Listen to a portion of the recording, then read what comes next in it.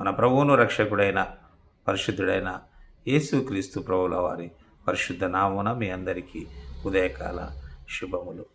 దావీదు కీర్తన 119, 142 వచనం. నీ నీతి శాశ్వతమైనది, నీ ధర్మశాస్త్రము కేవలము సత్యము. అవును, దేవుని యొక్క నీతియే శాశ్వతమైనది. దేవుని నీతి శాశ్వతమైనది, అది స్థాపింపబడే నీతి. ఆయన ధర్మశాస్త్రం కేవలము సత్యము. దేవుడు ఏర్పాటు చేసిన ధర్మశాస్త్రమే సత్యము. శ్రమయు వేదనయు నన్ను పట్టి ఉన్నవి, అయినను నీ ఆజ్ఞలు నాకు సంతోషము కలుగజేయుచున్నవి. శ్రమయు వేదనయు నన్ను పట్టి ఉన్నవి.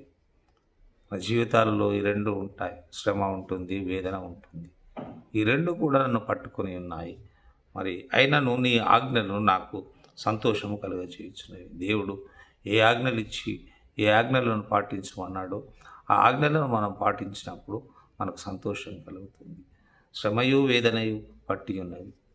ఈ రెండు పట్టి ఉన్నను ఆయన ఆజ్ఞలను పాటించడం వల్ల మనకు సంతోషం కలుగుతుంది.